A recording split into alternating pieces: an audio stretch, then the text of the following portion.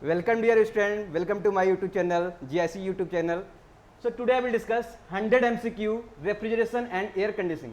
बेटा हम लोगों ने क्या किया अभी तक आरएसी के अपने जितने चैप्टर पढ़े थे उसके बेटा सभी क्वेश्चन क्या है, एक चैप्टर से लास्ट चैप्टर तक के बीच में जितने भी क्वेश्चन है जो मोस्ट इंपॉर्टेंट के साथ साथ बेटा जो आपसे रिसेंटली एग्जामिनेशन में पूछे गए हैं और एग्जामिनेशन में अगर प्रोबेबिलिटी 101% आए वो सब क्वेश्चन आपके लिए लाया हूँ। ठीक है, तो एज ए आपके पास अगर आप पढ़े हैं बेटा इसको रिवीजन के लिए, अगर नहीं पढ़े हैं तो क्या करें इस क्वेश्चन से लेकर बेटा क्या सकते हैं उसमें थ्योरी में जाकर आप प्रैक्टिस कर सकते हैं और यहाँ पे क्लासेज जो हैं बिल्कुल फ्री है। ठीक है, अब वहाँ से जाकर क्या करिए, अगर आप डाउट वगैरह थ्योरी वगैरह पढ़ना चाहते हैं उसके बाद न्यूमेरिकल करिए बेटा, सभी क्वेश्चन बनेंगे आपसे एमसीक्यू। तो थैंक यू बेटा यहाँ से। ठीक है, अब आगे चलते हैं हम लोग यहाँ से फर्स्ट क्वेश्चन देखते हैं यहाँ से एमसीक्यू का। ठीक है, बेसिक से स्टार्ट कर रहे हैं एकदम वन चैप्टर से। The ideal gas refrigeration cycle is the same as the, बेटा जो आइडियल गैस रेफ्रिजरेशन साइकिल होती है वो कैसे होती है, किस प्रकार पे होती है, यानी किसके सेम होती है ये निकालना है बेटा। आपके पास ऑप्शन रखा है Brayton cycle, reverse Brayton cycle, vapour compression cycle और वेपर एब्जॉर्प्शन रेफ्रिजरेशन साइकिल। तो देखो आपके पास रेफ्रिजरेशन साइकिल, जो भी रेफ्रिजरेशन साइकिल मिला वो किस पे बेस होता है बेटा, हमने डिस्कस किया था स्टार्टिंग में ही, कौन सा, रिवर्स ब्रेटन साइकिल। किस पे बेटा, रिवर्स ब्रेटन साइकिल। ठीक है, इसकी एफिशिएंसी वगैरह सब हमने कैलकुलेट किया था, अच्छे से किया था, इस पर मैंने क्या क्या इंपॉर्टेंट था सभी आपके पास प्रोसेस सब कुछ बताया था। ठीक है, इसमें दो क्या होते हैं, दो आइसोबैरिक प्रोसेस होते हैं और क्या होते हैं, दो बेटा आइसेंट्रोपिक प्रोसेस होते हैं।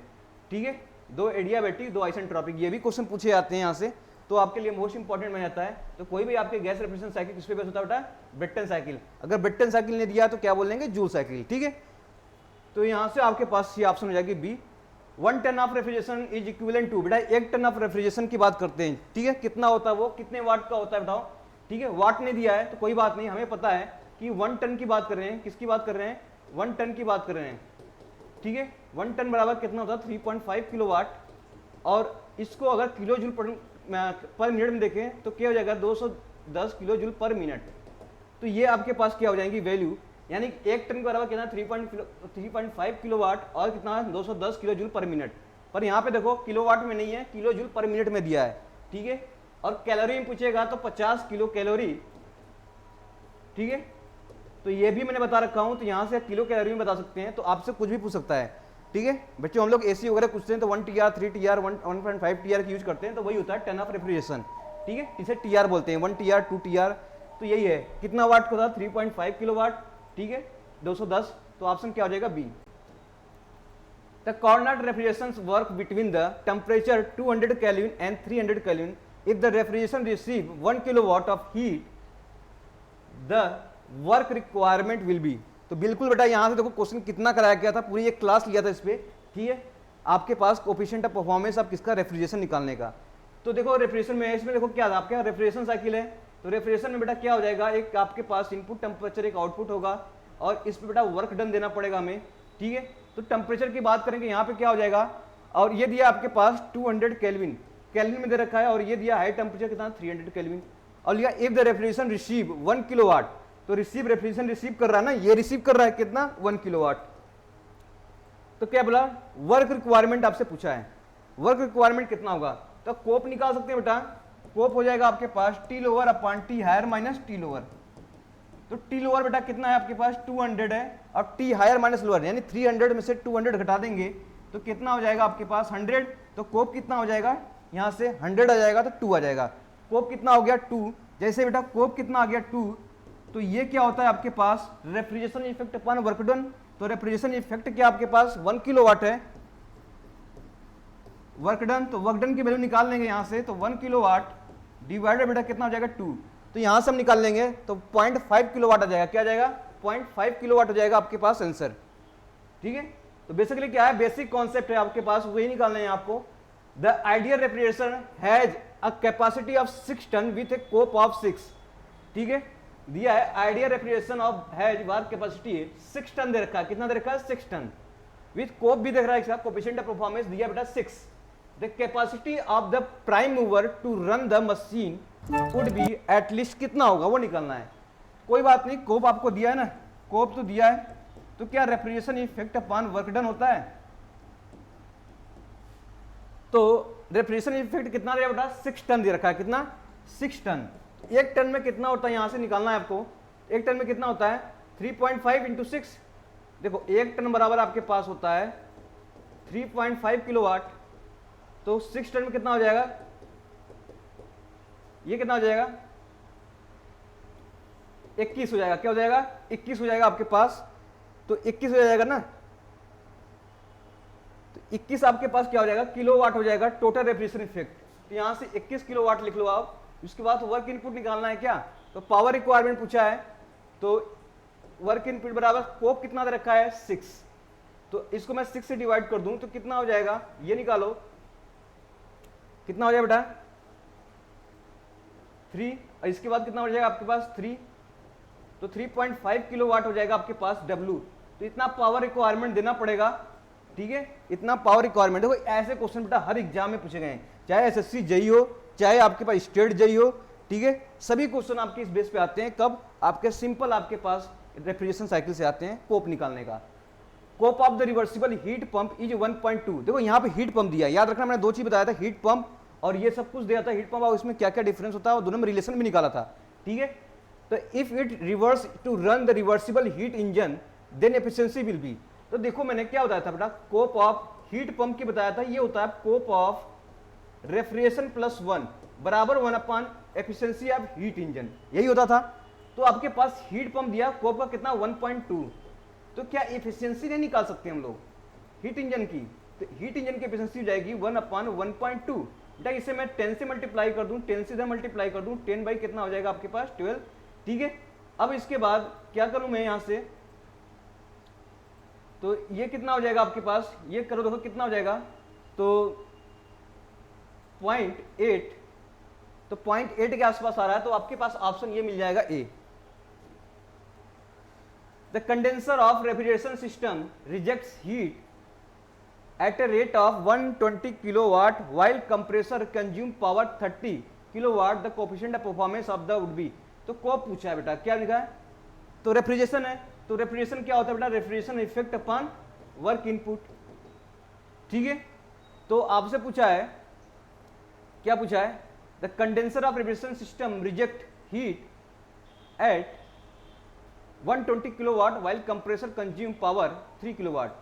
तो कोई बात नहीं बेटा, देखो यहाँ पे ये इवेपोरेटर होता है और यहाँ पे क्या होता है कंडेंसर होता है, और यहीं पर वर्क दे रहा हूँ, कितना दे रहा हूँ 30 किलोवाट, कंडेंसर पे कितना रिजेक्ट हो रहा है 120 किलोवाट, तो यहाँ से बेटा कितना आया होगा आपके पास 90 किलोवाट, ठीक है।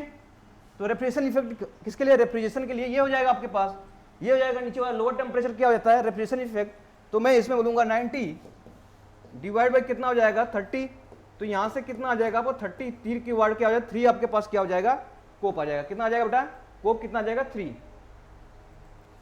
The efficiency of Carnot cycle engine, Carnot engine is given as 80%, efficiency कितना दिया है 80%, यानी इसको लिख सकता हूं 0.8। If the cycle direction is reverse the value of COP of Carnot cycle will be. तो देखो इसको मैं बोला हूं कि रिवर्सिबल कार्नोट साइकिल की यूज कर रहा हूं, तो रिवर्सिबल कार्नोट साइकिल कैसे निकालेंगे, देखो तो हमेशा पता है कोप ऑफ बेटा क्या आपके पास हीट पंप बराबर 1 प्लस कोप ऑफ रेफ्रिजरेशन बराबर 1 upon efficiency of heat engine, तो यही दे रखा है, कितना दे रखा है एफिशिएंसी 0.8 दे रखा है, तो मैं 10 से मल्टीप्लाई कर दूं तो कितना हो जाएगा, इतना हो जाएगा। तो क्या कोप ऑफ हीट पंप निकाल सकते हैं यहाँ से, तो बिल्कुल निकाल सकते हैं, 1 पॉइंट कितना हो जाएगा 2 हो जाएगा आपके पास, ठीक है। तो आपके पास 20 हो जाएगा, तो कितना हो जाएगा, यहां बचेगा आपके पास 1.25, क्या बचेगा 1.25 कोप आ गया किसका, हीट पंप का। याद रखना है रेफ्रिजरेशन का नहीं आया, किसका आया, हीट पंप का कोप आया कितना 1.25। इस फॉर्मूला से हीट पंप का आएगा, लेकिन आपसे क्या पूछा है, क्या पूछा है बेटा, रेफ्रिजरेशन का पूछा है, then value of COP in reverse Carnot cycle, मतलब रेफ्रिजरेशन साइकिल। तो यहां से क्या करूंगा -1 कर दूंगा, यहां से देखो ये निकालना है आपको, तो 1 इधर ले आएंगे, तो 1.25 - 1 बराबर क्या हो जाएगा कोप ऑफ रेफ्रिजरेशन, तो यहां से कितना हो जाएगा 0.25 क्या हो जाएगा कोप ऑफ रेफ्रिजरेशन। तो ये आपके पास डी ऑप्शन क्या हो जाएगी correct. The Carnot cycle has coefficient of performance, ठीक है, कितना दिया कोप दे रखा है बेटा, कितना दे रखा है कोप की वैल्यू 4 दे रखा है। The ratio of maximum temperature to minimum temperature कितना होगा, ये आपके पास T higher minus T lower का डिवाइड बाई ये पूछा कितना होगा। तो कोप की बात कर रहे हैं, तो कोप क्या होता है आपके पास T lower upon T higher minus T lower, सबको याद है। कोप कितनी दे रखी है बेटा यहाँ से 4। तो अब क्या करूं, यहाँ से टी लोअर से डिवाइड कर दूं, तो यहाँ से 1 हो जाएगा आपके पास, टी हायर अपान क्या हो जाएगा टी लोअर माइनस 1 बराबर क्या हो जाएगा 4। टी लोअर इसमें गया तो लीवर से डिवाइड कर दिया, आपके पास ये हो गया। टी हायर इसका रेशियो पूछा है तो यहाँ से कर लो 1/4 आ जाएगा इधर, तो ये 1/4 बराबर टी हायर अपन टी लोअर माइनस 1। इसको प्लस इधर ले आओ तो कितना हो जाएगा प्लस, तो 1/4 प्लस 1 बराबर टी हायर अपन टी लोअर। तो कितना हो जाएगा, ये हो जाएगा 5 + 1 6/4। तो इसके बाद डिवाइड कर दो, कितना हो जाएगा, यहाँ 20 बचेगा, तो ये आ जाएगा 1 पॉइंट क्या हो जाएगा आपके पास, कितना होगा 4 × 4 आपके पास 2 बचेगा, क्या बचेगा 2 बचेगा। तो 1 पॉइंट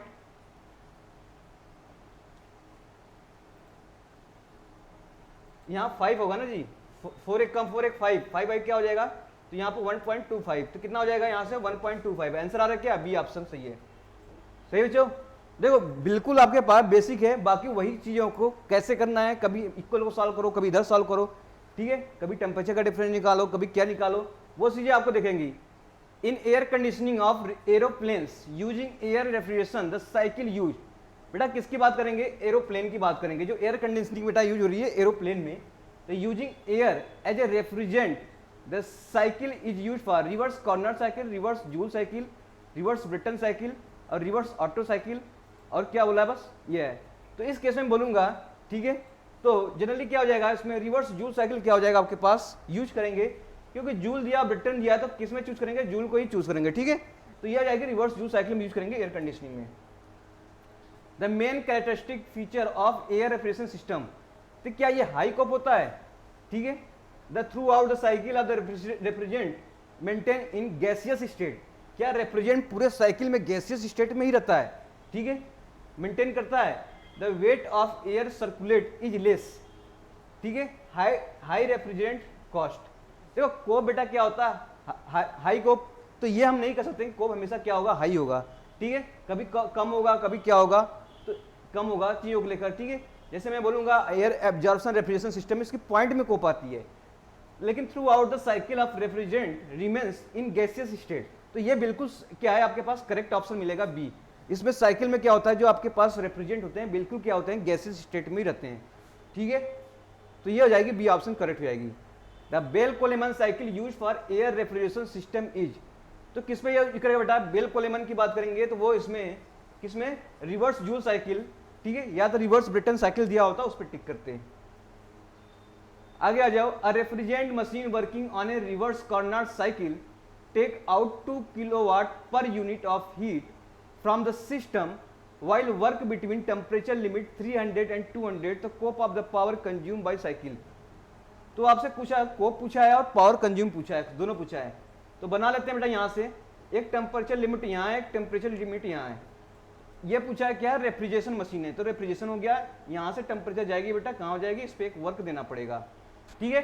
तो आपसे क्या पूछा है, टेम्परेचर लिमिट दे रखा है 200 बेटा, लोअर टेम्परेचर हो जाएगा, हायर टेम्परेचर कितना दिया 300। तो अगर मैं इसकी कोप निकालूं तो कोप क्या हो जाएगा आपके पास, टी हायर, तो T lower upon T higher minus lower, तो टी लोअर बेटा कितना 200 है, और इन दोनों को मैं डिवाइड कर दूं क्या हो जाएगा 300 माइनस 200, तो 200 डिवाइड बाई कितना हो जाएगा 100, तो कितना हो जाएगा 2, कोप की वैल्यू 2 आ गई। तो आपसे क्या पूछा है कोप, तो बेटा 2 आपके पास सी ऑप्शन और डी ऑप्शन दोनों मिल रहा है, ठीक है। पर हमें क्या निकालना है, अभी पावर निकाल लें तो इससे क्या होगा, हमारे पास कंप्लीट हो जाएगा कि आंसर कौन सा है। तो बेटा ये भी नहीं हो सकता और ये भी नहीं हो सकता, आपके पास सी और डी में ऑप्शन चूज करना है कौन सा होगा, यानी कि आप 50% आपने कर लिया है। तो देखो क्या बोला है, the Carnot cycle take out 2 kilowatt पर unit of heat from the system, तो सिस्टम से बेटा कितना कर रहा है 2 किलोवाट, तो 2 किलोवाट आपके पास सिस्टम से ले रहा है, और यहाँ पे कितना दिया है, यही वर्क डन पूछा है। कोप आपको पता है, कोप कितना हो जाएगा आपके पास, refrigeration effect upon work input, तो कोप आपके पास 2 है, रेफ्रिजरेशन इफेक्ट कितना 2 है, वर्क इनपुट कितना है आपके पास निकालना है, तो वर्क इनपुट कितना आ जाएगा 1 किलोवाट आ जाएगा। तो और कौन सा ऑप्शन हो जाएगा आपके पास, सी हो जाएगा यहाँ से, ठीक है। The COP of Carnot refrigeration cycle in winter compare to summer will be, तो विंटर की बात करेंगे समर की बात करेंगे, तो विंटर में कोप बेटा क्या होता है, ज्यादा होता है, और समर में क्या होता है, कम होता है। जैसे देखो कोप विंटर की बात कर रहे हैं और कोप समर की बात कर रहे हैं, तो T lower upon T higher minus T lower. यहां पे देखो T lower upon T higher minus T lower. अब बताओ विंटर में टेम्परेचर डिफरेंस अगर मैं मानूं टी लोअर फिक्स कर देता हूं, मान लो 0 डिग्री सेंटीग्रेड है, तो हायर कितना होगा 20 से 25, 20 माइनस 0। अब इसमें टी लोअर आपके पास मान लो 0 डिग्री सेंटीग्रेड, टी हायर बटा गर्मियों में कितनी आती है 40 के आसपास ले लो। तो ये देखो नीचे वाले डिनोमिनेटर की वैल्यू बड़ी हो रही है, तो ये कोप क्या हो जाएगा डिक्रीज हो जाएगा समर में, और विंटर में क्या हो जाएगा इंक्रीज हो जाएगा। तो COP of the Carnot temperature in winter, winter की बात करेंगे तो क्या मिलेंगे आपके पास लार्ज मिलेंगे। क्या मिलेंगे आपके पास लार्ज मिलेंगे। When the lower temperature of the refrigeration machine is fixed, the coefficient of performance can be improved by, तो कोई बात नहीं, आपको फॉर्मूला पता है बेटा T lower upon T higher minus T lower. तो कोफिशिएंट क्या फिक्स कर रखा है हमने, लोअर टेम्परेचर को बेटा क्या किया हो फिक्स कर दिया, लोअर टेम्परेचर को फिक्स कर रखा है, तो ये फिक्स है ये फिक्स है। तो अब बताओ ये दोनों फिक्स है, मान लो आपके पास 0 डिग्री सेंटीग्रेड 0 डिग्री, तो क्या करूंगा बेटा ये इंक्रीज कर दूंगा, मान लो 50 कर दिया तो 50 का डिफरेंस आएगा, अगर कम कर दिया तो 20 है तो 20 का डिफरेंस आएगा। तो बेटा ज्यादा वैल्यू बढ़ाऊंगा तो ये वैल्यू कोप कम आ जाएगी, और कम होगा तो ज्यादा होगा। ठीक है, तो आपसे पूछा है क्या पूछा है, the coefficient of performance can be improve, आपको बढ़ाना है ये, तो नीचे वाला पोर्शन कम रखना पड़ेगा, यानी क्या करेंगे टी हायर को बेटा डिक्रीज कर देंगे, टी हायर को क्या करेंगे डिक्रीज कर देंगे। तो लोअरिंग द हायर टेम्परेचर क्या करेंगे, लोअरिंग द हायर टेम्परेचर। बहुत ही इंपॉर्टेंट क्वेश्चन है आपसे, हर एग्जाम में आपके पास अपीयर हो जाते हैं ये। ठीक है, तो consider the refrigeration and heat pump, तो reverse Carnot cycle between the same temperature limit then. तो मैंने बताया था बेटा, बार बार बताया था यहाँ पे, बहुत ही इंपॉर्टेंट था, हीट पंप बराबर क्या होता है 1 प्लस कोप ऑफ रेफ्रिजरेंस। चेक कर लो तो कौन सा हो जाएगा आपके पास, सी ऑप्शन देखो, कोप ऑफ हीट पंप बराबर कोप ऑफ रेफ्रिजरेंट प्लस 1, ये प्लस 1 है, तो सी ऑप्शन क्या हो जाएगा आपके पास करेक्ट हो जाएगा। The aircraft refrigeration cycle is based on, तो एयरक्राफ्ट की बात करेंगे तो किस पे बेस होता है। ठीक है, तो एयरक्राफ्ट बेसिकली किस पे बेस होता है आपके पास, ब्रिटन साइकिल। क्या हो जाएगा, ब्रिटन साइकिल पे क्या होता है बेस होता है। The Bell Coleman refrigeration system use as the working fluid, तो देखो बेल कोलेमान साइकिल में हम लोग क्या यूज करते हैं, इसमें क्या हाइड्रोजन यूज करते हैं, कार्बन डाइऑक्साइड, एनी नट गैस। ठीक है, तो बेल कोलेमान में बेसिकली क्या यूज करते हैं बेटा, हम लोग एयर यूज करते हैं। क्या यूज करते हैं, air. The effect of heat pump and refrigeration respectively are obtained at, तो बेटा बताओ effect of heat pump and refrigeration, दो चीजें हैं, welcome back dear student, respectively are obtain at, तो कहां पे कंप्रेसर एंड कंडेंसर, कंप्रेसर और कंडेंसर। तो बताओ ये क्या होता है आपके पास, यहाँ पे ये चीजें आपके पास दो चीजें मिलेंगी, तो ये आपके पास क्या होगा, ये होता है इवेपोरेटर, क्या होता है इवेपोरेटर, और ये होगा आपके पास कंडेंसर। तो अब इसके पास आपके पास जो भी चीजें मिलेंगी आपके इसी पे यूज करेंगे, किस पे, इवेपोरेटर और कंडेंसर पे। तो आपके पास ऑप्शन देखो तो किस पे डिपेंड कर रहा है आपके पास, रिस्पेक्टिवली कंप्रेसर एंड कंडेंसर नहीं बेटा। ठीक है, इवेपोरेटर एंड कंडेंसर ये बिल्कुल सही है। देखो ये इवेपोरेटर लोअर टेम्परेचर इवेपोरेटर होता है, हायर टेम्परेचर किस पे होता है, कंडेंसर पे होता है, तो यहां से B option. The refrigeration system works on, बेटा रेफ्रिजरेशन सिस्टम बेटा किस पे करता है, देखो ये बहुत इंपॉर्टेंट टॉपिक है। ठीक है, ये टॉपिक की बात करें, ये क्वेश्चन ही बहुत इंपॉर्टेंट है, इस पे स्टार लगा लेना है, हर एग्जाम में आपसे पूछा जाता है। तो किस पे बेटा, सेकंड लॉ ऑफ थर्मोडायनेमिक्स। क्यों, क्योंकि इसमें एक्सटर्नल वर्क देते हैं, लोअर टेम्परेचर को हायर टेम्परेचर ले जाते थे। ठीक है, इस पे क्या देते हैं, एक्सटर्नल वर्क रिक्वायरमेंट होता है, जब लोअर टेम्परेचर ये होता है, इसको यूज करते हैं कहाँ पे आते हैं बेटा, यहाँ पे हायर टेम्परेचर की तरफ ले जाते हैं। तो ये बेसिकली क्या हो जाएगा आपके पास वर्क। ठीक है, रिक्वायरमेंट होगा, वर्क लगाएंगे तब हमारे पास क्या होगा, टेम्परेचर डिफरेंस, यानी लोअर टेम्परेचर से हायर टेम्परेचर की तरफ वर्क करेगा। ये सेकंड लॉ थर्मोडायनेमिक्स आपके पास डिस्क्राइब करता है बेटा। कोप ऑफ डोमेस्टिक रेफ्रिजरेटर इज, तो डोमेस्टिक रेफ्रिजरेटर बेटा क्या होता है, मोर देन कोप क्या होता है, हमेशा 1 होता है। ठीक है, मोर देन कोप 1 होता है। ठीक है, जनरली कोप 2 3 4 5 6 आपके पास क्या इंटीजर फॉर्म में मिलती जाएंगी। In vapour compression cycle the condition of refrigerant is saturated liquid, in vapour compression cycle the condition पूछा है, रेफ्रिजरेंट इन सैचुरेटेड लिक्विड, किसका, सैचुरेटेड लिक्विड। तो आपके पास ये ग्राफ पता था, आपके पास नहीं पता था, ये ग्राफ तो पता ही होगा आपके पास। तो ये सैचुरेटेड लिक्विड ये है, सैचुरेटेड लिक्विड ये है, ये सैचुरेटेड वेपर है, इतना तो पता ही बेटा आप लोग को। तो पूछा ये वाला जो पॉइंट है कहां पे है, तो बिफोर एंटरिंग द कंप्रेसर, नहीं कंप्रेसर ये होता है। ठीक है, तो कंडेंसर, ये कंडेंसर हो गया, ये कंप्रेसर हो गया, ये इवेपोरेटर हो गया, ये थ्रोटलिंग होता है।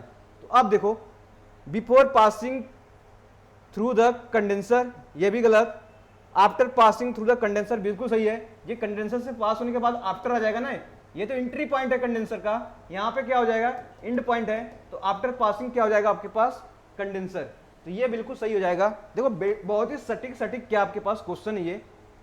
The throttling operation in refrigeration system carried out he, throttling बेटा क्या होता है, कैपिलरी ट्यूब में करते हैं क्या, क्योंकि इसके पास हाई क्रॉस सेक्शन से बहुत ही माइन्यूट क्रॉस सेक्शन में आता है, इसमें टेम्परेचर ड्रॉप होता है, प्रेशर ड्रॉप होता है, ठीक है, और इंथैल्पी कांस्टेंट होती है, इरिवर्सिबल प्रोसेस होता है, ठीक है। तो इतनी कॉन्सेप्ट आपके मैंने बता रखा था कैपिलरी ट्यूब का।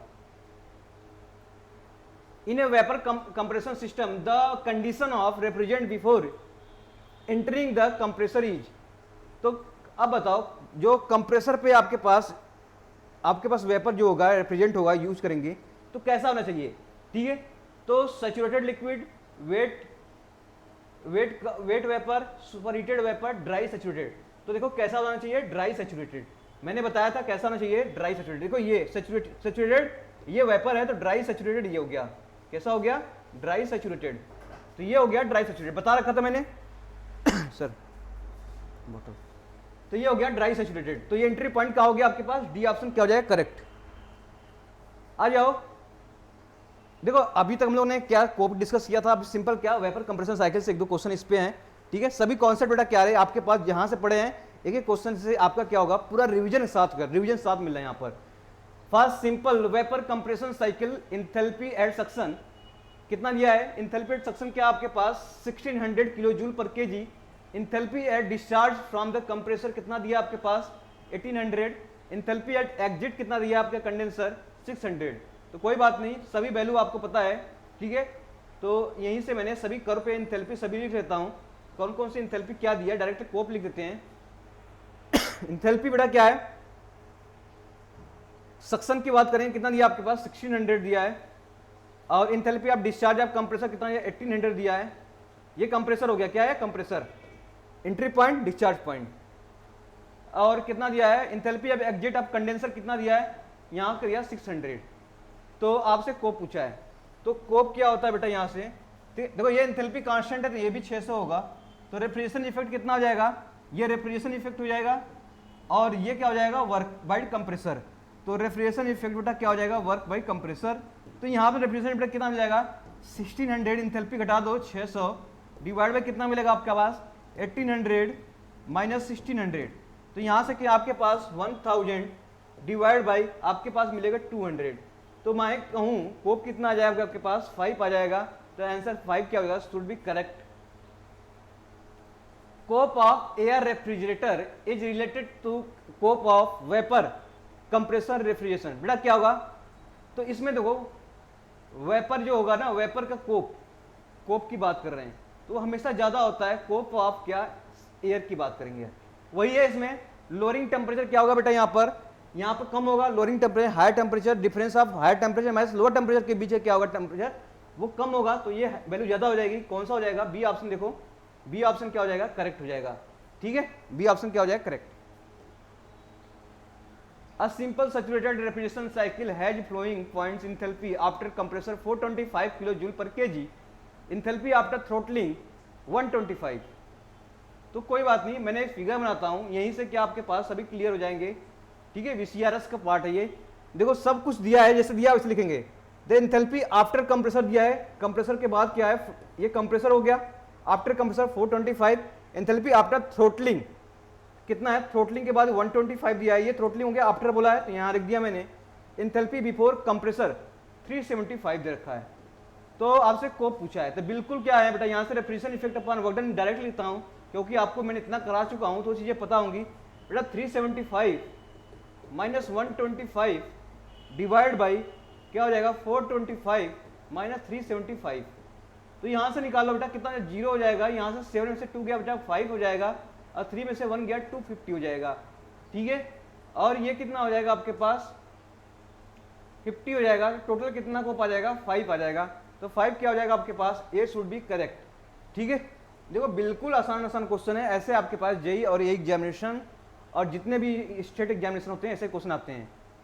The capillary tube use as expansion device in vapour compressor system work on the principle of, तो क्या है, किस पे वर्क करता है आपका, थ्रोटलिंग का।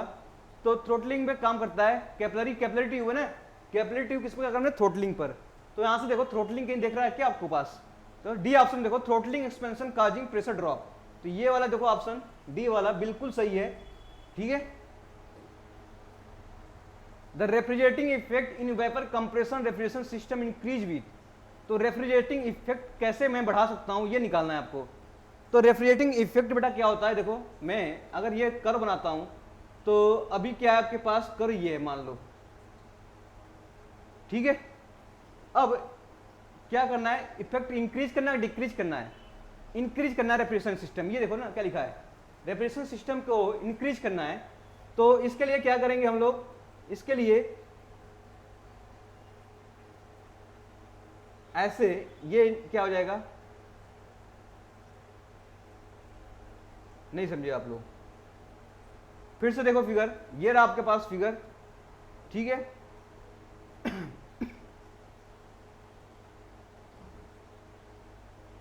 ये रहा। अब क्या करूंगा, थोड़ा सा मैंने यहां पे कर दिया, तो रेफ्रिजरेशन इफेक्ट बेटा ये क्या हो जाएगा, यहां पे इंक्रीज हो जाएगा, रेफ्रिजरेशन इफेक्ट क्या हो जाएगा, इंक्रीज हो जाएगा।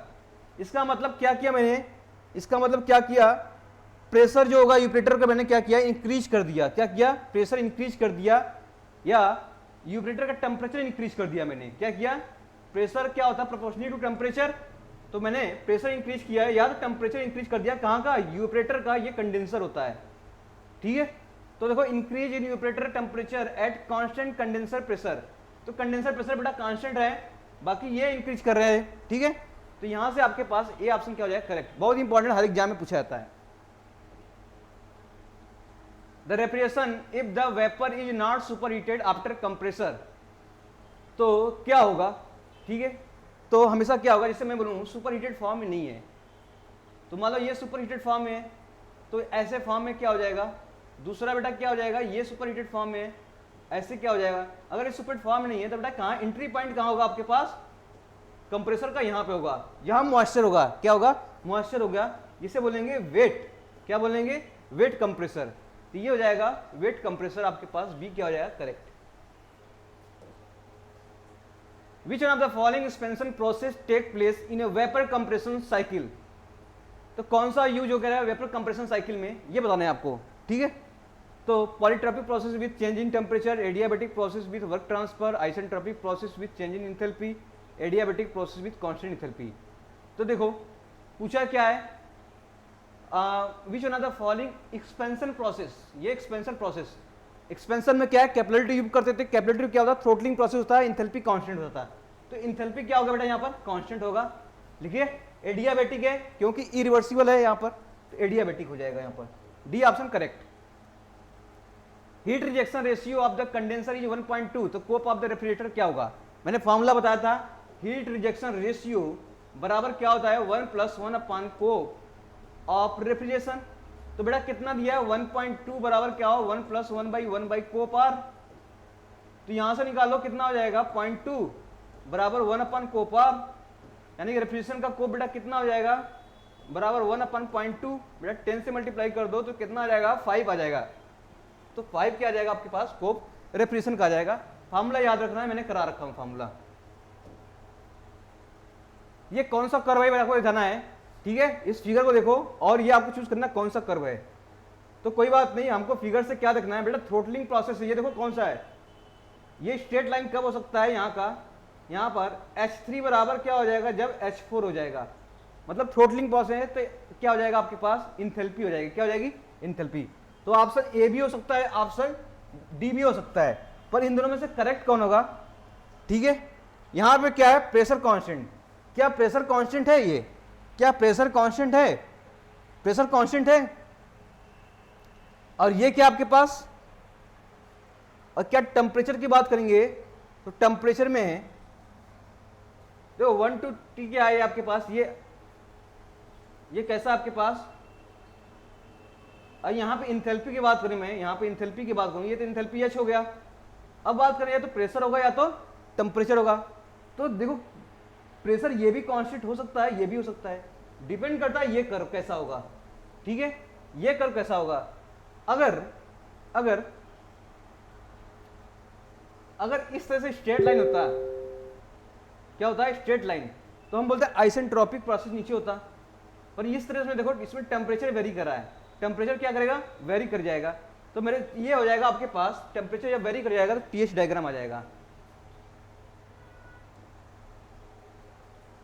The flash chamber in vapour compressor cycle क्यों करते बेटा, इंक्रीज रेफ्रिजरेशन इफेक्ट, बिल्कुल नहीं है, ठीक है, डिक्रीज, ये रेफ्रिजरेशन इफेक्ट कोई इफेक्ट नहीं पड़ता ये क्या फ्लैश चैम्बर पर, इंक्रीज द वर्क डन, ये भी गलत हो गया, there is no effect of refrigeration effect, बिल्कुल सही है, रेफ्रिजरेशन इफेक्ट बेटा कोई इफेक्ट नहीं पड़ता इसका फ्लैश चैम्बर यूज करने पर।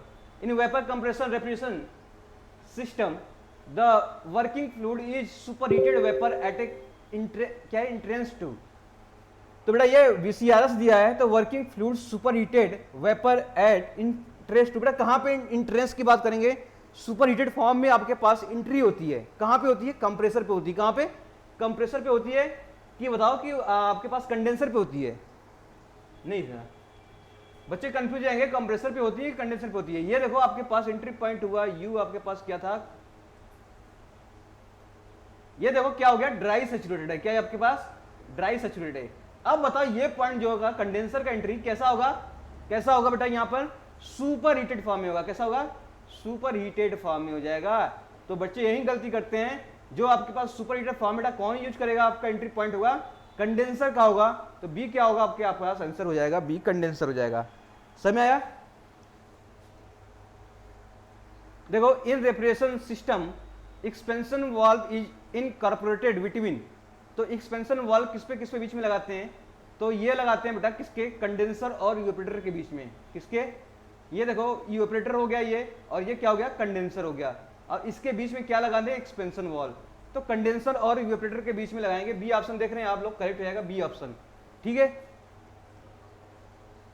The COP of vapour compression plant in compare to vapour absorption plant, तो बेटा देखो किसका बात कर रहे हैं, वीसीआरएस की बात कर रहे हैं, कोप किसकी बात कर रहे हैं, वीसीआरएस की बात कर रहे हैं, ये हमेशा किसका ज्यादा होगा, कोप ऑफ किसके बेटा, बीसी या वीएआरएस का, वेपर एब्जॉर्प्शन रेफ्रिजरेशन सिस्टम, इसकी बेटा कंपेयर लो होती है 0.3 से लेकर बेटा 0.8 के आसपास आती है, इसकी कोप बेटा 2 से लेकर कहां तक जाती है, 10 के आसपास जाती है, ठीक है। तो मोस्ट इंपॉर्टेंट हो गया आपके पास कौन होगा, वीसीआरएस का कोप क्या होगा, लार्ज होगा, ए ऑप्शन क्या होगा correct.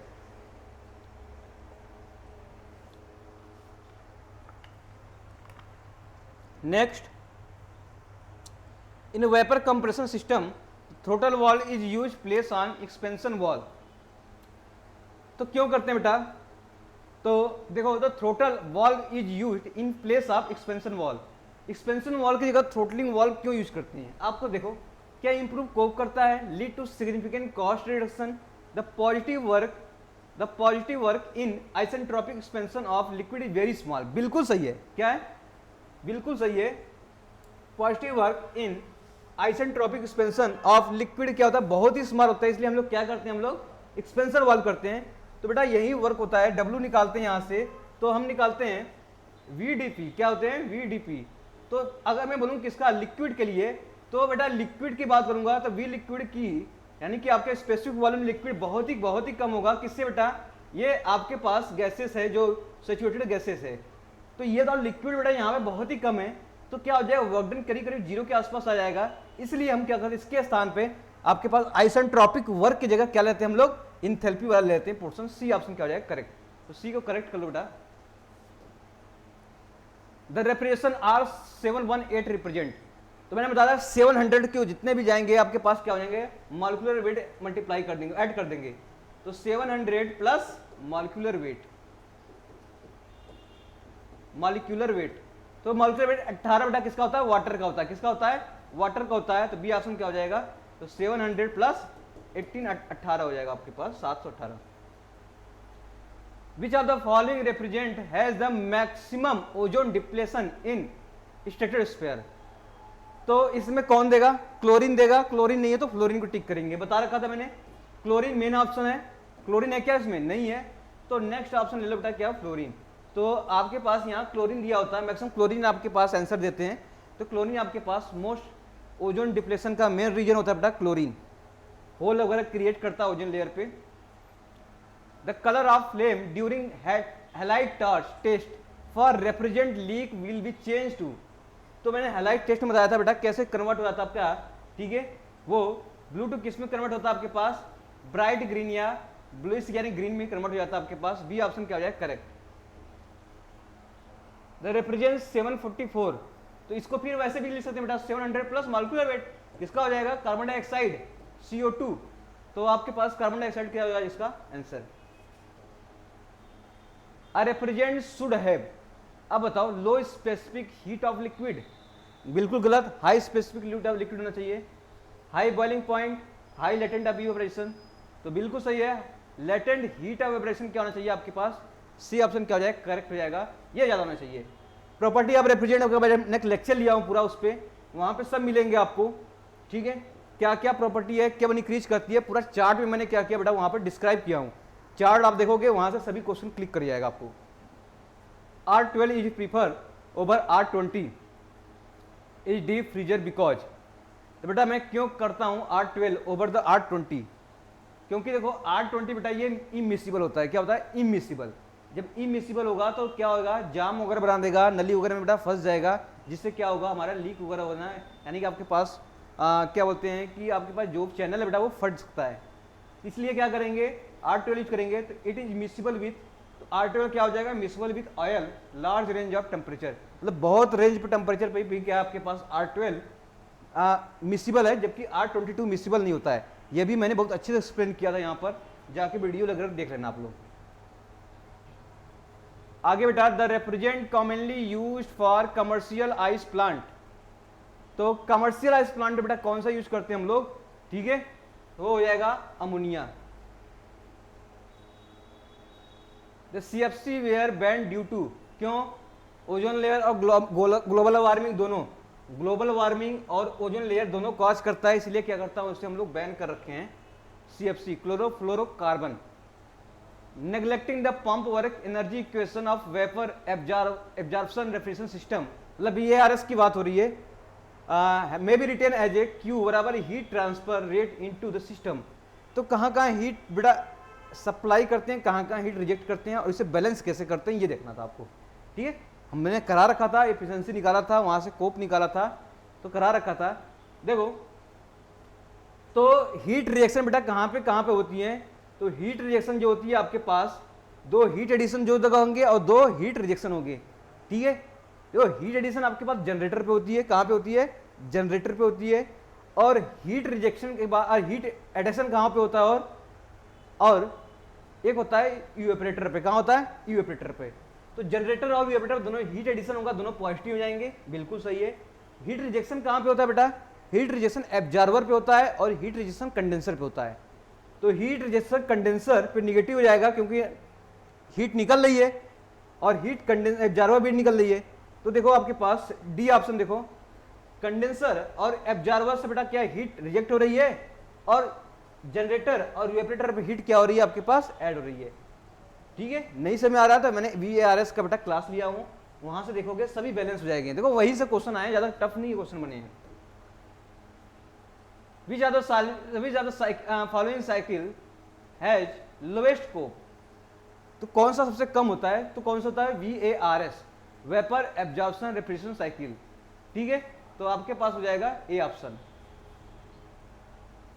Which of the following refrigeration system waste heat can be effectively use, तो कौन सा वेस्ट हीट बेसिकली कौन सा इफेक्टिवली यूज करता है, सबकी मैंने सभी प्रॉपर्टी बेटा लिखवा दिया था इसका ना, सभी प्रॉपर्टी में बेटा मैं एक एक लाइन से लिखवाया था, वहां से पढ़ो सभी क्वेश्चन बनेंगे आपका। तो VCRS यानी कि VCRS नहीं VARS, ये गलत हो गया, VARS, ठीक है, VARS vapour absorption refrigeration system. An lithium bromide absorption refrigeration system, तो लिथियम ब्रोमाइड कैसे एक्ट करता है, ठीक है, तो आपके पास दो रेफ्रिजरेंट थे, अमोनिया वाटर और लिथियम ब्रोमाइड वाटर। अमोनिया कैसे वर्क करता था बेटा, अमोनिया एज ए रेफ्रिजरेंट और वाटर एज ए एब्जॉर्बर की तरह यूज करते थे, लेकिन लिथियम ब्रोमाइड में कैसे यूज करेंगे, लिथियम ब्रोमाइड में हम लोग यूज करेंगे आपके पास लिथियम ब्रोमाइड बेटा एब्जॉर्बर की तरह करेंगे यूज और water as a refrigerant use करेंगे, तो lithium bromide use as a refrigerant बिल्कुल गलत हो गया, एब्जॉर्बर की तरह यूज करेंगे। Water use a refrigerant and lithium bromide as a absorbent. बिल्कुल सही है आपके पास बी। तो बी क्या हो जाएगा, वाटर एज ए रेफ्रिजरेंट का यूज करेगा इसमें, ठीक है। If the absorption refrigeration system cycle compressor of vapour compression refrigeration cycle is replace by, तो किससे रिप्लेस करते हैं बेटा, वीसीआरएस में। जो वीसीआरएस में बेटा जो भी आपके पास क्या, आपके पास कंडेंसर था, यूपरेटर था, कंप्रेसर था, एक्सपेंसर था, अब उसको क्या रिप्लेस कर दूं, तो बेटा आप क्या यूज करेंगे, कंप्रेसर की जगह मैं क्या करता हूं, एब्जॉर्बर और liquid pump and generator use कर दूं, तो हमारा VARS में कन्वर्ट हो जाता है, यानी कि वेपर एब्जॉर्प्शन रेफ्रिजरेशन साइकिल में कन्वर्ट हो जाएगा आपका पूरा पूरा साइकिल। तो कौन सा हो जाएगा आपके पास, डी ऑप्शन क्या हो जाएगा correct. In vapour absorption refrigeration system cycle heat is rejected in, तो हीट कहां का रिजेक्ट होती है, मैंने बताया कंडेंसर और एब्जॉर्बर पर। तो कंडेंसर और एब्जॉर्बर पर हीट क्या हो जाएगी आपके पास, रिजेक्ट हो जाएगी। The most suitable pair of refrigerant and absorbent combination for solar refrigerant, याद रखना ये वर्ड देखना, किसमें, सोलर रेफ्रिजरेंट में कैसे करते हैं, तो इसमें लिथियम में, याद रखना बेटा, लिथियम ब्रोमाइड और water, lithium bromide and water, C option देख रहे हो, ये आपके पास यूज होंगे। तो ये बहुत भी क्वेश्चन बहुत बार पूछा है, हर एग्जाम में टपक जाता है कभी कभी ये, ठीक है। सोलर रेफ्रिजरेशन के नाम से, सोलर रेफ्रिजरेशन के नाम से ये क्वेश्चन टपक जाएगा, तो water and lithium bromide use करते हैं, ये देखना आपको। Which one of the following refrigeration system use waste heat effectively, ये बता रखा था बेटा, VARS। The device is use to remove moisture from a refrigerant is called, तो बेटा ड्रायर की तरह यूज करते हैं, क्या करते हैं, ड्रायर। ड्रायर को बेटा क्या करते हैं, जिसने आपके पास सिस्टम मॉइस्चर है उसको यूज करने के लिए, हटाने के लिए क्या करेंगे हम लोग, ड्रायर के यूज करेंगे। तो मोस्ट यूजफुल डिवाइस है for removing moisture from the refrigerant.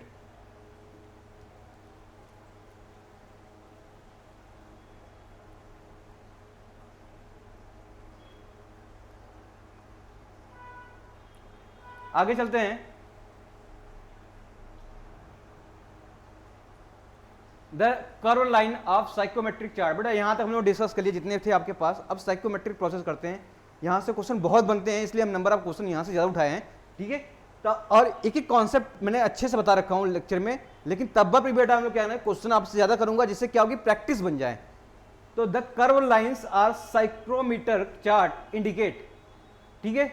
तो कर्व लाइन कैसा था, ये तो ऐसे कर्व क्या होता था आपके पास साइक्रोमेट्री में बेटा, कौन सा है, रिलेटिव ह्यूमिडिटी क्या था, फाई। ऐसे पढ़ते थे, नॉर्थ वेस्ट में जाते थे बेटा हम लोग, क्या होता था, इंक्रीज करती थी, तो रिलेटिव ह्यूमिडिटी क्या हो जाएगा आपका आंसर। अब बताओ बेटा यहां पर ये क्या एक्सप्रेशन बेटा, क्या है, 0.622 PB divided P minus PB it use for determine. तो ये क्या आपके पास, relative humidity, specific humidity, degree of saturation, partial pressure.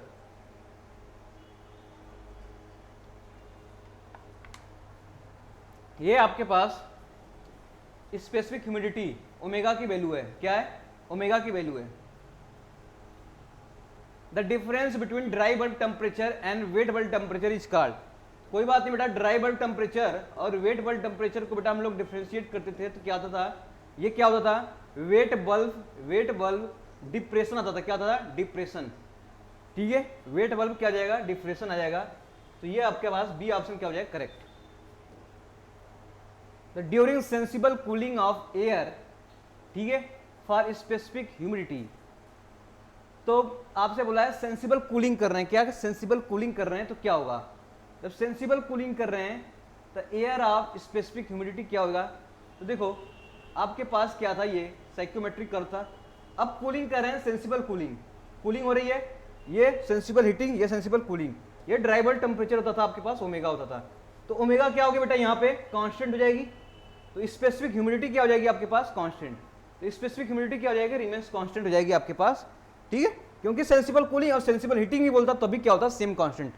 यानी दोनों क्वेश्चन पूछता तो हम क्या करते हैं, यहाँ पर दोनों कर देते हैं। The dry bulb temperature during heating and dehumidifications, the heating and dehumidification बेटा क्या आपके पास, तो ड्राई बल्ब टेम्परेचर इंक्रीज करेगा। देखो ये साइकोमेट्रिक चार्ट था आपके पास, तो आपसे पूछा है क्या, पूछा है हीटिंग एंड ड्यूमिडिफिकेशन, हीटिंग करेंगे ऐसे हो जाएगा, ड्यूमिडिफिकेशन, मतलब इस तरह का प्रोसेस होगा आपके पास, ठीक है। हीटिंग एंड ड्यूमिडिफिकेशन, ड्यूमिडिफिकेशन नीचे आएगा, हीटिंग एंड ड्यूमिडिफिकेशन प्रोसेस है, तो क्या आपके पास इंक्रीज होगा, तो ये पूछा है। तो ड्राई बल्ब टेम्परेचर क्या हो जाएगा बेटा, डीबीटी आपके पास इधर बढ़ता है, तो ड्राई बल्ब टेम्परेचर बढ़ेगा आपके पास, ओमेगा क्या हो जाएगा, डिक्रीज कर जाएगा। तो आपसे डीबीटी के बारे में पूछा है तो क्या कर जाएगा, इंक्रीज कर जाएगा। ऑप्शन बी क्या हो जाएगा करेक्ट।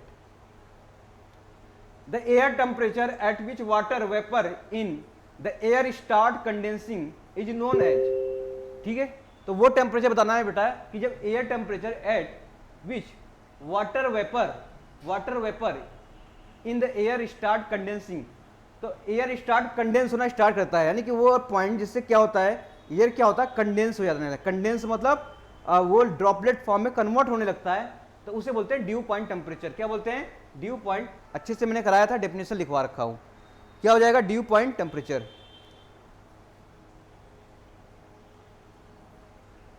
अब आ जाओ, during adiabatic saturation process the air washer, in air washer the water is sprinkle at a surface temperature equal to, तो एडियाबैटिक सैचुरेशन प्रोसेस याद है आपको, एडियाबैटिक सैचुरेशन प्रोसेस में आपका कर्व ऐसे आता था, ठीक है, जिसपे बेटा क्या आपके पास इंथैल्पी कांस्टेंट हो जाती थी और वेट बल्ब टेम्परेचर क्या होता था, कांस्टेंट मिलता था इसके बराबर।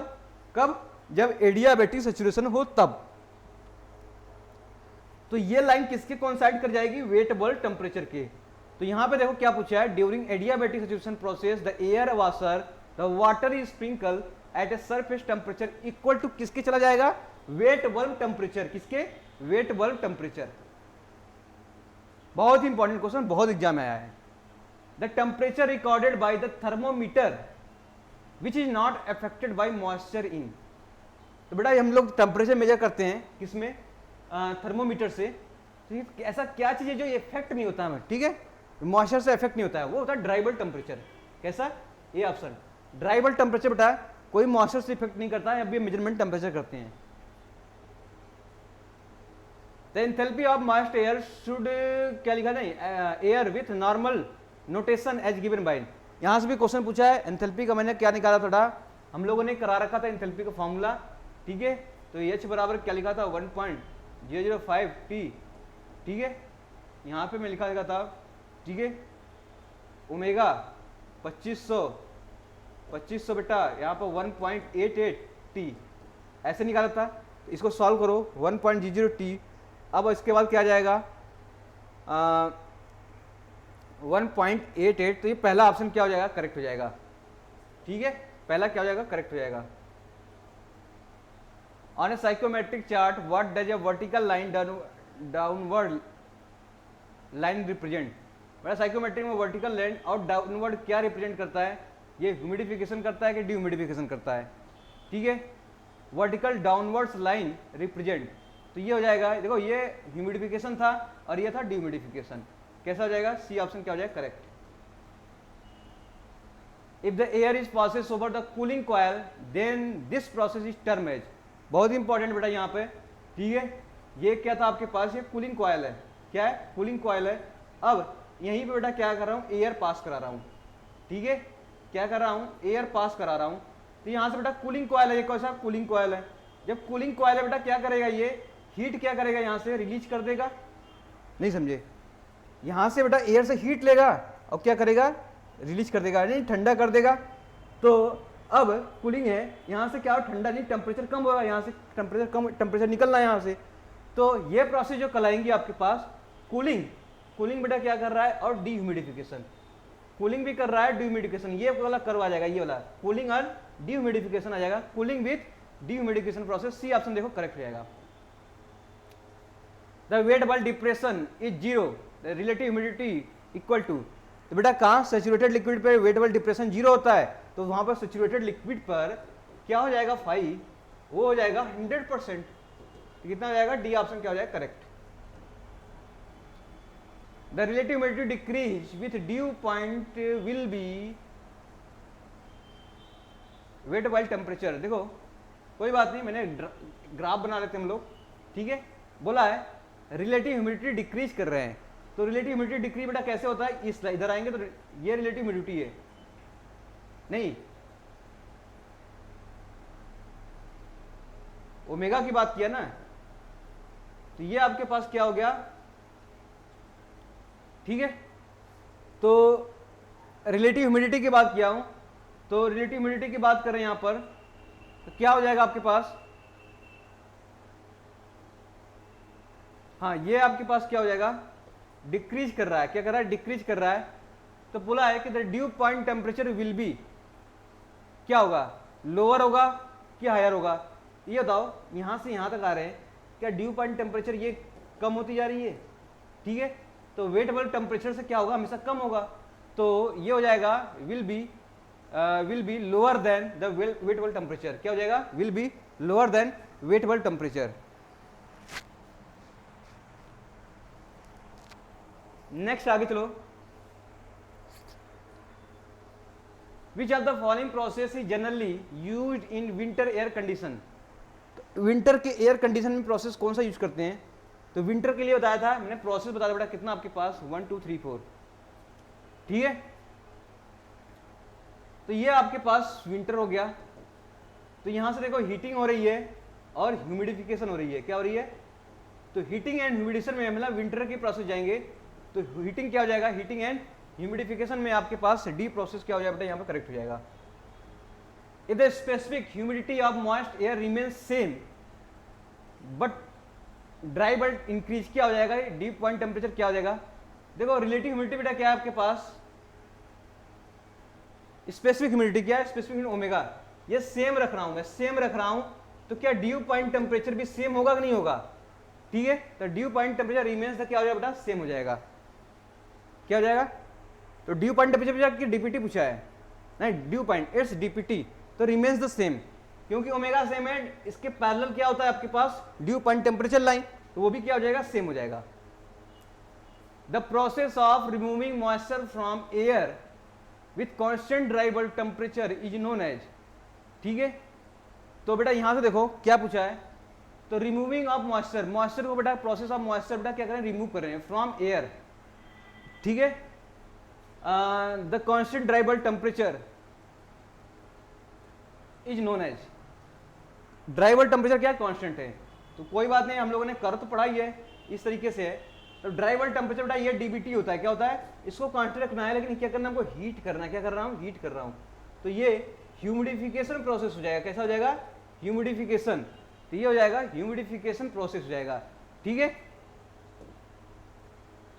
Due point temperature is the temperature at which condensing begin with air is cooled at constant pressure, किसके, प्रेशर कांस्टेंट होता है, याद रखना, बहुत ही बड़ा, कितनी बार एग्जाम में पूछा, देखो जेई वगैरह में बहुत पूछा ये। तो ड्यू पॉइंट टेम्परेचर बेटा हम लोग करते हैं जब कंडेंसिंग होता है, जैसा उसमें कांस्टेंट प्रेशर क्या होता है, कांस्टेंट प्रेशर पे ही होता है वो, ठीक है, ड्यू पॉइंट टेम्परेचर का condensing. Which of the following moist air remains constant during adiabatic cooling, बेटा एडियाबेटिक कूलिंग में आपके पास, एडियाबेटिक में एंथैल्पी कांस्टेंट होगा, एंथैल्पी कांस्टेंट है क्या इसमें, और वेटेबल टेम्परेचर, वेटेबल टेम्परेचर है क्या, बिल्कुल है, तो ये दोनों कांस्टेंट होते हैं, ठीक है, अच्छे से मैंने डिस्क्राइब किया था। In case of sensible cooling of air the coil efficiency, बेटा कॉइल एफिशिएंसी पूछा है ना, कॉइल एफिशिएंसी कितना होगा, 1 माइनस बाईपास फैक्टर, ये तो 1 माइनस बाईपास फैक्टर बेटा क्या होता है, कॉइल एफिशिएंसी या कॉन्टैक्ट फैक्टर भी बोलते हैं इसको, तो सेम वही चीजें हैं। If we have 100% relative humidity then dew point temperature, wet bulb temperature and dry bulb temperature, बेटा किस पे पूछा है, 100 यानी कि 5 क्या सैचुरेटेड पॉइंट पे, सैचुरेटेड पॉइंट पे सभी क्या इक्वल होते हैं, मैंने बताया, तो सभी क्या हो जाएंगे, बी ऑप्शन देख रहे हो, सभी इक्वल है, ये करेक्ट हो जाएंगे। The heating of air without changing its moisture content take place on a psychometric chart along, किस पे करते हैं बेटा, बिना मॉइस्चर को,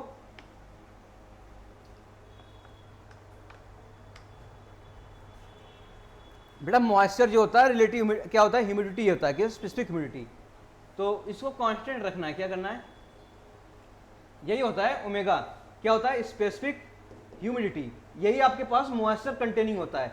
अगर इसी को कांस्टेंट रख दूं तो हॉरिजॉन्टल लाइन नहीं मिलेगा हमको फॉर कांस्टेंट ड्यू पॉइंट, तो ड्यू पॉइंट ये है, तो ये आपके पास क्या हो जाएगा, ए ऑप्शन करेक्ट हो जाएगा। During mixture of steam in case of air conditioning the process is associated with, तो कौन सा प्रोसेस बताया, जब मिक्सिंग ऑफ क्या करते हैं हम लोग, स्टीम का करते हैं, ठीक है, तो उसे बोलते हैं हम लोग एडियाबेटिक प्रोसेस। क्या बोलते हैं? Adiabatic process. During chemical dehumidification process, तो डिह्यूमिडिफिकेशन प्रोसेस क्या होगा? Chemical dehumidification process of air, तो क्या चीजें होंगी? ठीक है, केमिकल डिह्यूमिडिफिकेशन प्रोसेस बेटा कैसा होता था? ऐसे प्रोसेस होता है, ऐसे। ठीक है, और यही आपके पास साइकोमेट्रिक चार्ट होती थी इस तरीके से। तो ऐसे प्रोसेस बेटा क्या चीजें आ रही हैं? तो यहां से देखो, ड्राई बल्ब टेम्परेचर ये बेटा क्या करेगा? इंक्रीज कर जाएगा, और ह्यूमिडिटी क्या हो जाएगी? स्पेसिफिक ह्यूमिडिटी क्या हो जाएगी? डिक्रीज कर जाएगी। तो dry bulb temperature and specific humidity decrease नहीं, एक इंक्रीज कर रहा है, दूसरा डिक्रीज कर रहा है। Dry bulb temperature increase and specific humidity decrease, बिल्कुल सही कर रहा है बी ऑप्शन। ठीक है, बी ऑप्शन क्या कर रहा है? बिल्कुल सही कर रहा है। ठीक है, यहां से देखो ना, ये ड्राई बल्ब टेम्परेचर क्या करेगा? इंक्रीज करेगा, ओमेगा क्या हो जाएगा आपके पास? डिक्रीज कर जाएगा। As an index of comfort the temperature of saturated air at which person would experience the same feeling of comfort as experienced in the actual unsaturated environment is called, इसे बेटा होता है, हम लोगों ने बहुत डिस्कस किया था, क्या होता है? इफेक्टिव टेम्परेचर होता है। क्या होता है? Effective temperature. on psychrometric chart which condition line is extended to meet the saturation curve, तो वो बताओ बेटा कौन सा लाइन है जो मैं एक्सटेंड कर दूं तो सैचुरेशन कर्व पे मिल जाए। ठीक है, this temperature of point is known for, इसे बोलते हैं बेटा, क्या बोलते हैं? Operators due point. अच्छे से बताया था, ऑपरेटर्स ड्यू पॉइंट। ऐसे लाइन को एक्सटेंड कर दो जो सैचुरेशन वाले कर्व पे मिल जाए, इस पॉइंट को बोलते हैं एडीपी। क्या बोले हैं? Operators due point. तो ये हो जाएगा सी ऑप्शन, क्या हो जाएगा? करेक्ट।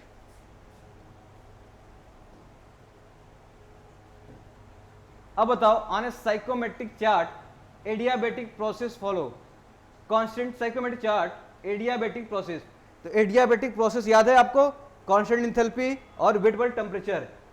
तो कांस्टेंट इंथैल्पी दिया है क्या कहीं? यस, यहां से देखो कांस्टेंट इंथैल्पी आपके पास डी ऑप्शन करेक्ट है। If sensible and latent heat of the transfer in given air conditioning process 2.5, बेटा सेंसिबल हीट कितना दे रखा है? 2.5, एंड लेटेंट हीट कितना दे रखा है? 1.5। तो सेंसिबल हीट फैक्टर पूछा है, तो सेंसिबल हीट फैक्टर बराबर क्या होता है बेटा? Sensible heat upon sensible heat plus latent heat.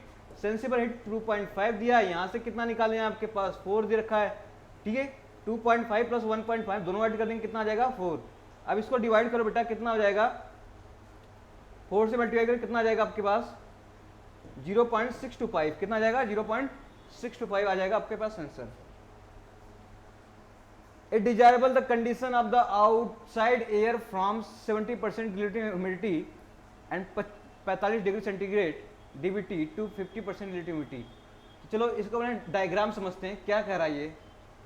तो आपसे पूछा है DVT at room condition the practical arrangement would be, कोई बात नहीं। रिलेटिव ह्यूमिडिटी दिया है कितना? 70% बना लो, और एक दिया आपके पास 50%, तो ये 70% हो गया और ये 50% हो गया, इतना बना लिया। अब आते हैं ड्राई बल्ब टेम्परेचर पर 45 डिग्री सेंटीग्रेड। तो मान लो कहीं आपके पास क्या था? 45 क्या था आपके पास? ये नहीं, ये माना कितना आ जाएगा? ये मान लो आपके पास 45 क्या था? Degree centigrade and 50% relative humidity, and कितना दे रखा बेटा यहां से? 250 डीबीटी। तो अब आ जाओ 25 पे, कितना आ जाओ बेटा? 25 पे आ जाओ, यहाँ 25 पे। तो आपका कर्व कैसे मिलेगा बेटा? यहाँ पर 25 का कर्व, यहाँ पर 25 डिग्री सेंटीग्रेड यहाँ पे आ रहे हैं। तो ऐसे आपके पास प्रोसेस आ रहा नहीं आ रहा है? देखो यहाँ से 70% से बेटा कहाँ से जा रहा है? 50% पर टेम्परेचर आपका 45 से यहाँ तक जा रहा है। तो ये कौन सा प्रोसेस हो गया बेटा? ये हो गया sensible cooling, cooling and dehumidification. क्या हो गया? कूलिंग एंड डीह्यूमिडिफिकेशन प्रोसेस हो गया, ए ऑप्शन। ऐसे क्वेश्चन देखो कितने अच्छे से क्वेश्चन बने ना। The ratio of partial pressure of water vapour, partial pressure water vapour upon mixture of saturated partial pressure. तो ये क्या होता है? फाई। आपको पता ही है क्या हो जाएगा? Relative humidity. क्या हो जाएगा? रिलेटिव ह्यूमिडिटी, स्पेसिफिक नहीं, relative humidity. B C option क्या हो जाएगा? करेक्ट। डेफिनेशन मैंने सब करा रखा हूं, एक एक लाइन को मैंने डिस्क्राइब कर लिया हूं, सभी का डेफिनेशन मैंने डिक्टेट करके भी लिखाया हूं। On psychometric chart the constant wet bulb temperature, wet bulb temperature constant है, द लाइन कोइंसाइड विथ, किससे कोइंसाइड करेगा, कांस्टेंट इंथैल्पी से, याद है ना, किससे करेगा, constant enthalpy line, B option. किसके बोला बड़ा है, यहाँ पे देखो हमेशा WBT हमेशा किसका कंसीडर करता है, एंथैल्पी के बराबर होता है।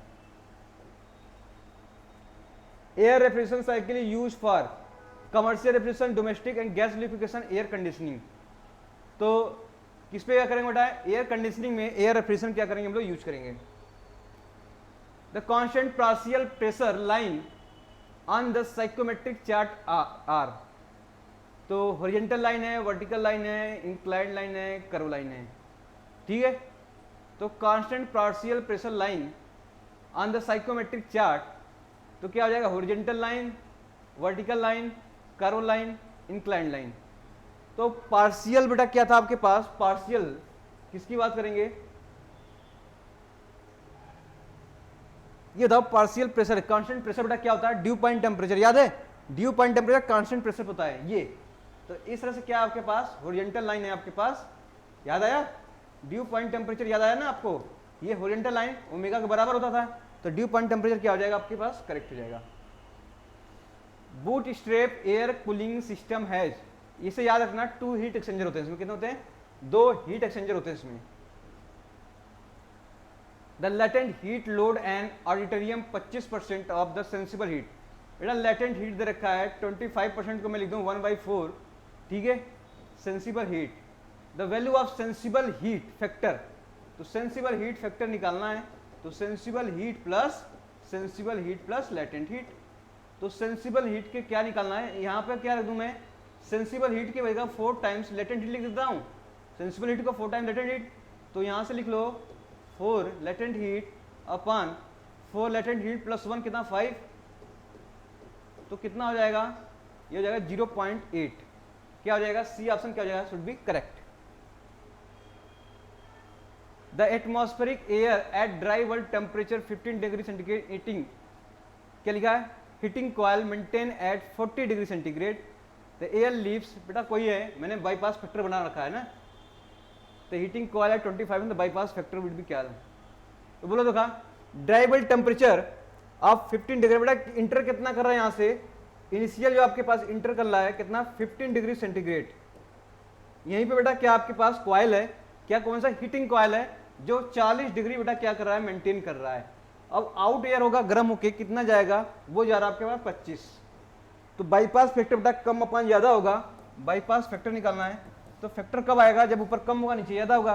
कम कब होगा, ये आपके पास रेफरेंस टेम्परेचर हो गया, कम कब होगा आपके पास, जब 40 में से 25 घटा देंगे, 40 में से 25 घटा देंगे, ज्यादा कब होगा, जब 40 में से 15 घटा देंगे, तो बेटा 25 घटाएंगे तो कितना हो जाएगा, 15 हो जाएगा यहाँ पर, और यहाँ पे घटाएंगे कितना हो जाएगा आपके पास, यहाँ पर 25 हो जाएगा, तो इसका मतलब 5 बेटा क्या करेंगे 3/5 आ जाएगा, ठीक है, 3/5 आ जाएगा, और ये 0.6 हो जाएगा, कितना हो जाएगा 0.6 हो जाएगा आपके answer.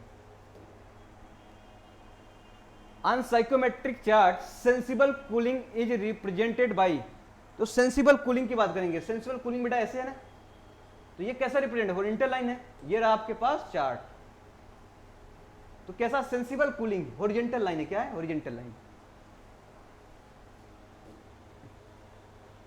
Sensible heat factor for an auditorium is generally kept as a, तो याद रखने के लिए बोला था मैंने, कितना होता है 0.7, ठीक है, ऑडिटोरियम के लिए।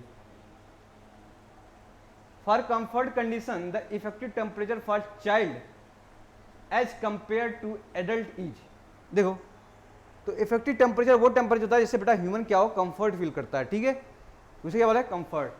तो चाइल्ड और ह्यूमन की बात करेंगे, तो चाइल्ड को बता रहे हैं हम लोग, क्या बेटा चाइल्ड को इफेक्टिव टेम्परेचर क्या चाहिए आपको, कम फील करेगा ज़्यादा कि ज़्यादा होगा, तो effective temperature of child as compare to adult, ठीक है, जैसे हम लोग क्या हो गए एडल्ट हो गए, बच्चे जो होते हैं उसमें, तो उन लोग के लिए बेटा इफेक्टिव टेम्परेचर क्या होना चाहिए, वहाँ से वहाँ पे बता रहे हैं वहाँ उनकी क्या होनी चाहिए, वहाँ पे बेटा इफेक्टिव बेटा क्या होना चाहिए आपके पास, वो कम होनी चाहिए, क्या होनी चाहिए लोअर, चाइल्ड के लिए लोअर हो जाएगा इफेक्टिव टेम्परेचर, ह्यूमन के लिए आपके एडल्ट के लिए हाई हो जाएगा। The minimum temperature to which water can be cooled in a cooling tower is. तो वो टेम्परेचर मिनिमम बताओ जिसपे कूलिंग टावर क्या हो, कूल हो जाए। तो वेट बल्ब टेम्परेचर होता है, क्या होता है, वेट बल्ब टेम्परेचर। ये देखो बहुत बार पूछा गया है, इसे स्टार लगा लेना बहुत बार। वेट बल्ब टेम्परेचर बेटा जब किस पे हम बोल रहे हैं, किसमें बेटा, कूलिंग टावर में, वो मिनिमम टेम्परेचर आपका वेट बल्ब टेम्परेचर जिसपे वाटर कूल हो जाएगा। The amount of moisture in air can be measured by. तो ऐसा कौन डिवाइस है जो अमाउंट ऑफ मॉइस्चर को बेटा मेजर करता है, ड्राइनेस फ्रैक्शन जिसे बोलते हैं, क्या बोलते हैं, ड्राइनेस फ्रैक्शन। तो वो स्लिंग साइक्रोमीटर, क्या होता है, स्लिंग साइक्रोमीटर बेटा यूज करते हैं मेंटेन करने के लिए। On a psychrometer just chart the relative humidity lines are represented by. तो रिलेटिव ह्यूमिडिटी बेटा कैसा रिप्रेजेंट, बेटा ऐसे ना रिप्रेजेंट करते हैं, कैसा, ऐसे। तो नॉन यूनिफॉर्म स्पेस लाइन, तो ये कैसा होता है, इस तरह से आगे बढ़ता रहता है, इंक्रीज होने लगता है, क्या होता है, इंक्रीज। तो नॉन यूनिफॉर्म होता है, कैसा होता है, non uniform but curve line होता है, कैसा होता है, कर्व। तो कर्व लाइन मिलेगा आपके पास, लेकिन नॉन यूनिफॉर्म स्पेस लाइन होगा। तो देखो ऐसे तो कहा जाए बेटा इसमें से आंसर कर्व लाइन भी हो सकता है और नॉन यूनिफॉर्म स्पेस लाइन भी हो सकता है, ठीक है। तो यहां से मुझे लगता है दोनों ऑप्शन आ जाएंगे। तो कर्व लाइन या नॉन यूनिफॉर्म स्पेस लाइन, ये दोनों हो सकते हैं ऑप्शन आपके। Which of the following consider as a comfort condition for air conditioning. तो बेटा कितने टेम्परेचर 20 से लेके कहां तक यूज करते हैं हम लोग, 20 से लेके बेटा 21.6 तक टेम्परेचर डीबीटी यूज करते थे। याद करो इसमें कोई मैच कर रहा है क्या, बिल्कुल मैच कर रहा है, ठीक है। और आपके पास 50% रिलेटिव ह्यूमिडिटी से लेकर 60% का यूज करते थे हम लोग रिलेटिव ह्यूमिडिटी, ठीक है। तो यहां से आपके पास बी ऑप्शन क्या हो जाएगा, करेक्ट हो जाएगा। मैच करना है, when air is saturated state which pair out of the given alternative is not correctly match. तो ऐसा कौन सा आपके पास ये स्टेटमेंट है जो करेक्टली मैच नहीं कर रहा है। तो क्या रिलेटिव ह्यूमिडिटी की बात करेंगे, ठीक है। रिलेटिव ह्यूमिडिटी मतलब फाई, वो कब होगा, सैचुरेटेड, ये देखो निकलेगा सैचुरेटेड स्टेट पर। सैचुरेटेड स्टेट पे क्या रिलेटिव ह्यूमिडिटी 100% होती है, बिल्कुल होती है। डीबीटी, ये आपके पास मिस्टेक हुआ, डीबीटी माइनस क्या होता है, वेट बल्ब टेम्परेचर का डिफरेंस कितना होता है, हमेशा कितना होता है बेटा, डिफरेंस 0 होता है, क्या होता है, 0। Degree of saturation, degree of saturation क्या होता है आपके पास, फाई की वैल्यू क्या होती है आपके पास, 100, यानी 1, यानी परसेंटेज में 100% और 1 होगा। ये भी बिल्कुल सही है, ये भी सही है, ये भी सही है। लेकिन स्पेसिफिक ह्यूमिडिटी की बात करेंगे, क्या 0.0 kg, ठीक है, वाटर वेपर अपन, ये होगा, बिल्कुल गलत हो गया। तो डी ऑप्शन मैच नहीं करेगा, ये वाला मैच नहीं कर रहा है, ठीक है, ये वाला मैच नहीं करेगा। समझ चीजें। The design condition for temperature for winter air conditioning. Winter air conditioning में डिजाइनिंग टेम्परेचर कितना होगा, तो वो होगा आपका पास कितना हो जाएगा, विंटर कंडीशनिंग है ना, विंटर कंडीशनिंग। तो आपके पास मैं बोलूं विंटर कंडीशनिंग में आपके पास,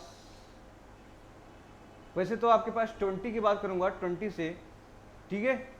तो ये आपके पास विंटरिंग कंडीशनिंग में ये आपके पास सही हो जाएगा, क्या हो जाएगा, सी ऑप्शन क्या है, करेक्ट।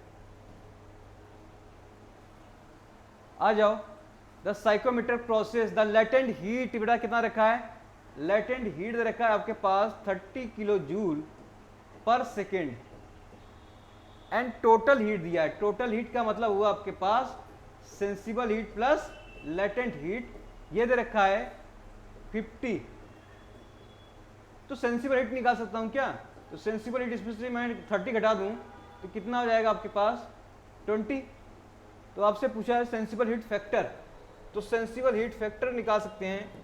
तो sensible heat factor, sensible heat अपन sensible heat plus latent heat, sensible heat आपके पास 20 आ जाएगा। लेटेंट हीट की बात करेंगे, टोटल हीट कितना देखा आपके पास, टोटल हीट 50 दे रखा है, तो कितना आ जाएगा 0.4 आ जाएगा, कैसा हो जाएगा 0.4 हो जाएगा। तो यहां से आपके पास बी ऑप्शन क्या हो जाएगा, करेक्ट हो जाएगा, ठीक है। तो बच्चों ये रही आपके पास पूरी पूरी रिवीजन एज एमसीक्यू के द्वारा। जिससे आप क्या कर लोगे, ये जो भी प्रोसेस हैं आपके पास, ठीक है, जो भी चीज़ें हैं इसमें आपके चैप्टर 1 से लेके बेटा चैप्टर लास्ट तक जो भी आपके पास ये आपके पास कंटेंट थे मैंने चेक किया। बाकी थ्योरेटिकल क्लास लिया हूँ वहाँ पर, आप देख सकते हैं एक एक चीज़ों को लेकर अच्छे से डिस्क्राइब किया गया है, बेनिफिशियल आपके लिए क्लास है। और ये ऐसे क्वेश्चन थे जो एग्जामिनेशन प्रीवियस एग्जामिनेशन में क्वेश्चन आए हैं, और इसकी प्रोबेबिलिटी बेटा बहुत ही ज़्यादा है, ठीक है, क्योंकि ये ऐसे क्वेश्चन हैं जो एग्जाम में आपके क्वेश्चन हमेशा पूछे जाते हैं, क्योंकि इर्द गिर्द क्वेश्चन बेटा यहीं से घूमता रहता है, आपके पास घूमेगा तो मोस्ट इंपॉर्टेंट बढ़ेगा यहाँ से। तो इसको रिवाइज करिएगा क्वेश्चन और एक बार प्रैक्टिस करिएगा। ये मैं जब तक मेरे को बोलता रहूँ बेटा उसको पॉज करना और उसके बाद ऑप्शन अपने से देखना कि मैं कौन सा ऑप्शन सही है, ठीक है। बेसिक लेवल से बेटा कहाँ तक गए हैं हम लोग, मॉडरेट लेवल, हार्ड लेवल नहीं उठाए हैं। हार्ड लेवल बेटा गेट और क्या बोलते हैं आपके पास यस वगैरह में क्वेश्चन आते हैं। तो बेसिक क्या था आपके, बेसिक्स टू मॉडरेट लेवल था आपके पास, जैसे क्वेश्चन करना, पॉज करना, उसके बाद ऑप्शन टिक करना क्या चीज़ें हो रही हैं, ठीक है। तो आप वहाँ से क्या कर लेंगे, कवर कर लेंगे। तो ये रही आपके पास क्या आएंगे, आपके पास एमसीक्यू, यहाँ पे आरएससी आपका बाइंड अप होता है। सो थैंक यू बेटा सो मच, लाइक करें, शेयर करें, सब्सक्राइब करें, ठीक है, और खुश रहें, थैंक यू।